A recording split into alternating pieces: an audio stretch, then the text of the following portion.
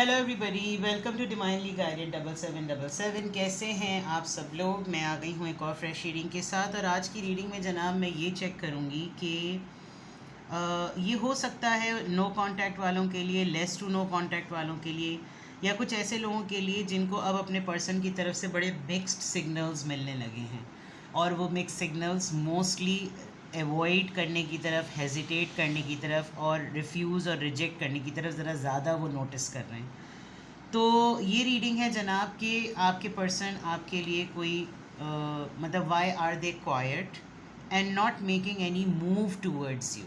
ठीक है, क्यों वो खामोश हैं और वो कोई मूव आपकी तरफ क्यों नहीं कर रहे, यानी पॉजिटिव फॉर्म में भी, रिस्पॉन्सिव फॉर्म में भी, कांटेक्ट करने की फॉर्म में भी आप कुछ नोटिस कर रहे हैं, व्हाट्सएवर जो भी इसके सामने आएगा। तो बेसिकली ये रीडिंग आपके पर्सन की पूरी उस एनर्जी को रिवील करेगी जिसमें आप अपने पर्सन की तरफ से ये दो चीज़ें नोटिस कर रहे हैं कि वाई आर दे क्वाइट, पहली बात, and why aren't they making any move, वो आपकी तरफ कोई मूव क्यों नहीं ले रहे। ठीक है, तो रिगार्डलेस आप दोनों के दरमियान आपके रिलेशनशिप में क्या सिचुएशन, क्या स्टेज और फेज़ है, ये रीडिंग सबके लिए ओपन है। लेकिन मैंने आपको कैटेगरी बता दी कि कौन से लोग इस रीडिंग को ज़्यादा देख सकते हैं। तो ये जनरल रीडिंग होगी, आपने इसकी बेसिस पर कोई भी फाइनल डिसीजन नहीं बनाना। आपने अपनी प्राइवेट रीडिंग करवानी है। डिस्क्रिप्शन बॉक्स में मेरा नंबर मौजूद है, साथ ही में सेकंड चैनल का लिंक भी मौजूद है, और दोनों ही चैनल्स पर रीडिंग लेने के लिए मेरा कॉन्टैक्ट नंबर एक ही है। So without any further delay देखते हैं जनाब के वाई आर दे क्वाइट। सबसे पहले उनकी लाइफ की एक्टिविटीज़ कि क्यों क्वाइट हैं और कोई मूव क्यों नहीं बना रहे हैं। ठीक है, please tell me the activities, आपके पर्सन की एक्टिविटीज़, आपके पर्सन की एक्टिविटीज़।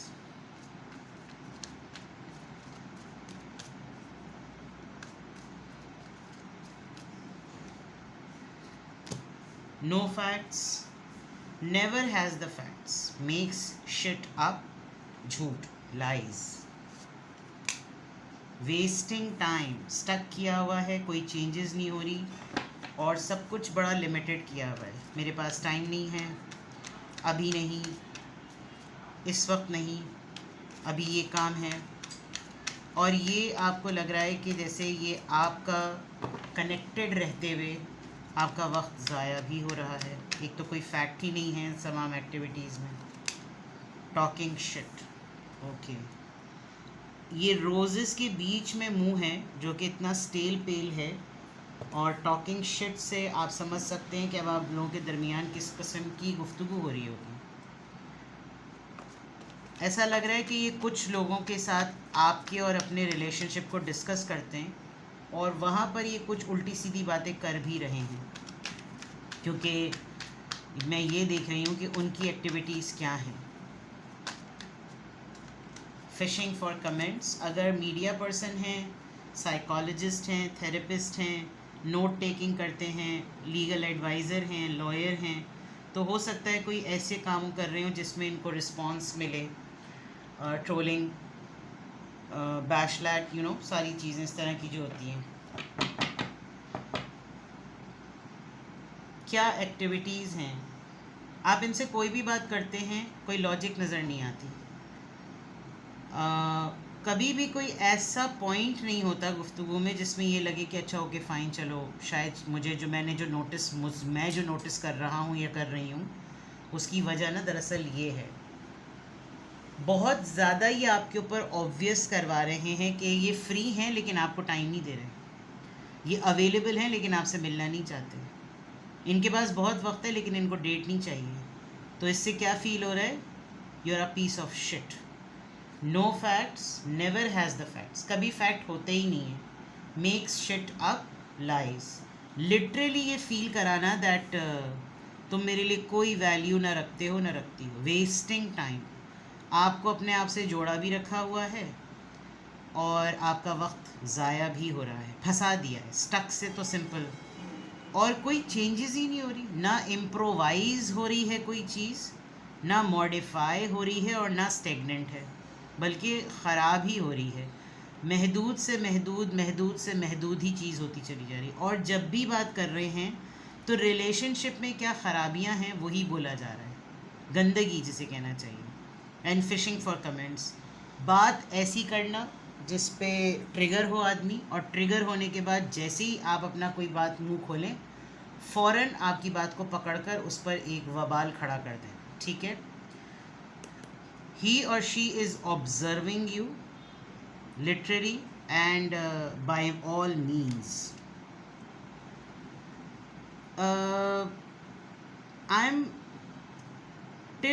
up till now, अभी तक मैं ये कह सकती हूँ कि आप गलत नहीं सोच रहे कि ये अबाउट टू एंड सिचुएशन है। जितने लोगों के साथ ये इस वक्त की सूरत हाल मैच कर रही, because you are talented, you are aware and your person is also very smart. ये आपको आहिस्ता आहिस्ता आहिस्ता आहिस्ता उस स्टेज पे लेकर जा रहा है जब रिलेशनशिप ख़त्म होने लगता है, जब रिलेशनशिप बोसीदा बासी सा हो जाता है और उसमें कुछ नहीं बचता, लेकिन फिर भी साथ में होते हैं। अगर मैं कहूँ कि ये टॉक्सिक और नार्सिसिस्ट फेज़ है तो गलत नहीं होगा, ठीक है। ये तो आ गई उनकी एक्टिविटीज़, वो आपके साथ मिलकर आपकी पीठ पीछे जो भी कर रहे हैं वो ये कर रहे हैं। अब आप दोनों के दरमियान की सिचुएशन को देखते हैं। ज़ाहिर बात है रिलेशनशिप सिचुएशन देखना बहुत ज़रूरी है, तभी ये देखा जा सकेगा टैरो के थ्रू के वाई आर दे क्वाइट, खामोश क्यों हैं और कोई मूव क्यों नहीं कर रहे, आपकी तरफ कोई मूवमेंट आ क्यों नहीं रही। Why are they quiet and why aren't they making any move. Please tell me the relationship situation दोनों के दरमियान।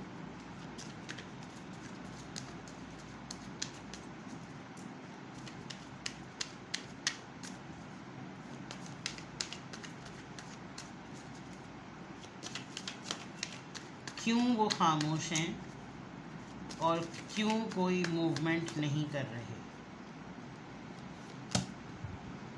Evolving and growth, next phase मैंने अभी कहा था, healing inner child, releasing the past. Childhood traumas भी हैं इनके, अपब्रिंगिंग का भी प्रॉब्लम है। ये एक बहुत ही सेल्फ ऑब्सेस्ड पेरेंटिंग के थ्रू इनकी तरबियत हुई है कि तुम ही सबसे बेस्ट हो, अगले को नीचा दिखाओ, बताओ अगले को कि वो कितना बुरा है, उसमें कितनी कीड़े हैं, उसमें कितनी खामियां हैं, तुमको तवज्जो मिलनी चाहिए, हमेशा अपने आप को प्रायोरिटी दो, you know kind of things. Camera, making memories, learning from the past, यानी इनका या तो जब आप इस इंसान के साथ मिले हैं ना, ये इंसान अपने पास्ट रिलेशनशिप से सेटल ही नहीं हुआ था, हील ही नहीं हुआ था, और इसने वो कुछ लोगों को ना ये फियर होता है कि वो सोसाइटी में सिंगल और अलोन और वेले कहलाना पसंद ही नहीं करते, तो वो फ़ौरन किसी ना किसी के साथ सेटिंग कर लेते हैं ताकि उनको ये हो जाए कि भाई दे आर इन रिलेशनशिप। लेकिन असल में वो अपने उस पार्टनर को, उस फेज़ को ना भूले नहीं होते, और यहाँ वो चीज़ लग रही है, अपने आप को रिलीज़ भी करना चाह रहे हैं और आपके साथ मिंगल कर गए, लेकिन जो सीखना चाहिए था ना पास्ट से वो सीखा नहीं है। वो सारा टॉक्सिक जो चीज़ इनको वहाँ पर बोलनी चाहिए थी उसने तो इनको बिल्कुल थल्ले लगा दिया होगा कि निकल बाहर यहाँ से। तो वो जो इनको अपनी एक, मैंने अभी आपको तरबियत की बात की कि इनको बड़े सेल्फ ऑब्सेस्ड पेरेंटिंग ने जो है वो इनकी तरबियत की है, तो उसमें अगर किसी ने इनको आईना दिखा दिया होगा तो आप इनको मिल गए होंगे और ये आपके साथ कर रहे होंगे फुल फ्लैश धमाल, आपको आपके ऊपर सारी वो वॉमिट करके कट डाउन। सी हर वक्त ये थ्रेट है आपके ऊपर, अब छोड़ा मैंने तब छोड़ा मैंने, ख़त्म करो ये चीज़ें। बर्दाश्त करना है मेरा साइलेंस तो बर्दाश्त करो, ना निकलो यहाँ से। और आपको ये होता होगा कि जब मेरी कोई गलती नहीं है, मैं अपने एंड से पूरी कोशिश करूँ, मेरे ऊपर ये ताज ना जाए कि मैंने बेवफाई की, आपको ज़्यादा ही सती की मूर्ति बने हुए। Addiction, codependent, obsession and restraint, देख लीजिए, possession and control, emotionally blocked. Honestly speaking आपको बिल्कुल भी इस रिलेशनशिप में ऐसा नहीं लगता होगा कि ये रिलेशनशिप मुझको ग्लो करने के लिए या मुझको ग्रो करने के लिए है। मुझे तो अपना आप वजूद फंसा हुआ महसूस हो रहा है इसमें, मैं तो चेंड होता जा रहा हूँ या चेंड होती जा रही हूँ, धंसती चली जा रहा हूँ, जा रही हूँ, जा रहा हूँ। और ये मुझे छोड़ता भी नहीं है और मुझे आगे बढ़ने भी नहीं देता। मेरी हर बात को डिनाई भी करना है, मेरी हर ऑब्जर्वेशन को फेक भी कहना है और हर वक्त धमकी पे भी रखना है कि मैंने तुम्हें तब छोड़ा। तो now cut it. Meeting and talking, कहीं और भी लगा हुआ है भाई ये पर्सन। और आपके साथ शुरू में जिस तरह का रिलेशनशिप इसने रखा है, अब ये उसको दोस्ती का नाम दे रहा है। आहिस्ता आहिस्ता आपको ये बावर करवा रहा है कि क्योंकि अगर आपके साथ इसका स्टेटस क्लियर हो जाएगा तो हील बी और she'll be open for other relationship. तो क्या सिचुएशन है आप दोनों के दरमियान? It's highly toxic, it's highly toxic. Now coming to the $1 million moment of the reading. असल में टैरो रीडिंग की तरफ आते हैं। ये तो ऑरिकल्स हैं, इनसे सिचुएशन बिल्डअप होती है, सिनेरियोज क्लियर होते हैं। अब देखते हैं जनाब,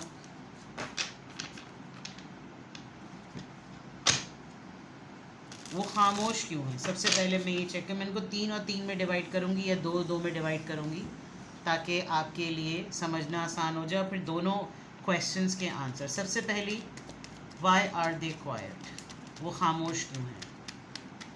why are they quiet? 3 of Wands, long distance relationship, Aries Leo Sagittarius. Judgement, एक डिवाइन कॉल, डिवाइन डिसीजन का wait. Yes, he or she is waiting for someone's past recalling. ये पर्सन खामोश क्यों है? Queen of cups. देखा, किसी ने तो इनको रिजेक्ट किया है पास्ट में, क्वीन ऑफ कप्स आ गया। ठीक है, अब 3 कार्ड्स, ये आपकी तरफ कोई मूवमेंट क्यों नहीं कर रहे? Cancer, Scorpio, Pisces, Libra, Aries, Leo, Sagittarius, ये आपकी तरफ कोई मूवमेंट क्यों नहीं कर रहे? King of pentacles, Taurus, Virgo, Capricorn. King of pentacles आप देख सकते हैं इसकी एनर्जी कैसी होती है। 8 of Wands, ये पर्सन आपको बावर करवा रहा है, क्यों ये आपकी तरफ कोई मूवमेंट नहीं कर रहा? The devil, obsessed. क्लियर हो गया आई थिंक। आप अगर आपको ये कार्ड ना दिखें, चले मैं इधर कर देती हूँ, सही है, राइट। अब शायद आपको कार्ड्स दिख जाएंगे बिकॉज जी जनाब। Why are they quiet? Long distance relationship नज़र आ रहा है, कम्युनिकेशन गैप नज़र आ रहा है, और ये भी लग सकता है कि कम्युनिकेशन हो सकता है रोज़ाना होती हो, टाइम जोन का डिफरेंस होता हो। ज़्यादातर मामला आपका वर्किंग आवर्स है तो वहाँ पर रेस्ट टाइम है, उनका वर्किंग आवर है तो आपका रेस्ट टाइम है, जिसकी वजह से मूड्स में डिफरेंस होता है। ये 2 कश्तियों के सवार हैं, पास्ट को भी साथ लेकर चल रहे हैं और करंट रिलेशनशिप को भी साथ में लेकर चल रहे हैं, और इनका टोटल फोकस उस पास्ट पर्सन की तरफ से जो कि इनकी तरफ से बिल्कुल क्लोज्ड ऑफ हो चुका है। They are more eager to, उसकी तरफ से इनको ज़्यादा अटेंशन चाहिए जिसने इनकी तरफ से अपने लिए दरवाजे सारे बंद कर दिए। ठीक है, और उसके बिहेवियर को आपके ऊपर अप्लाई करके आपको उस तरफ पुश कर रहे हैं कि ये भी अगर मैक्सिमम लेवल पर रिजर्व हो जाए और ख़ुद ही मेरे चांद छोड़ दे तो मेरे सर पे ताज हो जाएगा कि मैं बुरा नहीं हूँ या मैं बुरी नहीं हूँ, मेरी ज़िंदगी में जो लोग आते हैं वो बुरे होते हैं। ये होता है तरीक़ाकार, नार्सिसिस्ट मेंटालिटी होती है ऐसी है। ये आपकी तरफ कोई मूवमेंट क्यों नहीं? Why aren't they making any move? एक तो देखिए किंग ऑफ पेंटिकल से क्लियर हो गया, अपने आप को सेव करना, प्रोटेक्ट करना, कंजूस, पैसे पे बैठे रहना, अपनी लेगेसी के ऊपर बड़ा फ़ख्र, बहुत प्राउड, बहुत ही एरोगेंट, बहुत ही फ्लेक्सिस करने वाला पर्सन, और अपनी सिक्योरिटी को पहले देखना। मैं सिक्योर रहूं, मैं सेफ रहूं, मेरे ऊपर कोई बात ना आए, मुझे कोई कुछ ना कहे, मैं बिल्कुल प्रोटेक्टेड रहना चाहिए। और ये चीज़ ये आपको बहुत सारे अपने एक्शन से, जेस्चर से, नॉट बाय वर्ड्स, बिकॉज अगर वर्ड्स होते और कोई एक्शन होता तो नज़र आ रहा होता, जेस्चर्स के थ्रू, अपनी पर्सनल लाइफ की एक्टिविटीज़ के थ्रू ये स्ट्रेटली कम्युनिकेट कर रहे हैं कि अगर ज़्यादा कुछ है ना मसला तो आओ मुझसे मिल लो। यानी ऐसी कंडीशन सामने रख लेना कि जब कभी भी आपकी मुलाकात होती होगी तो फिर एक ही मामला होता होगा। और ये इंसान बहुत ज़्यादा, यानी जब कभी भी आपसे बात करना स्टार्ट करता होगा तो उसके पास सिर्फ एक ही जहनियत और एक ही तरह का डिस्कशन होता होगा, विच दिस डेविल कार्ड आप समझ सकते हैं। मर्द हैं तो सेक्सुअल डिस्कशंस बहुत होते होंगे, और ख़ातून हैं तो रोमांटिक बातें बहुत ज़्यादा की जाती होंगी कि मेरी लाइफ में तो इस चीज़ की कमी है, मुझे कभी कोई राइट पर्सन नहीं मिला। अबे भाई, जिससे ये शिकवा कर रही हो वो ख़ुद तुम्हारी ज़िंदगी में बैठा हुआ एज अ पर्सन, और तुम उसके होते हुए तुम्हारी ये स्टेटमेंट है कि तुम्हें कोई राइट पर्सन नहीं मिला, तुम्हें तुम्हारी कोई कदर करने वाला नहीं मिला।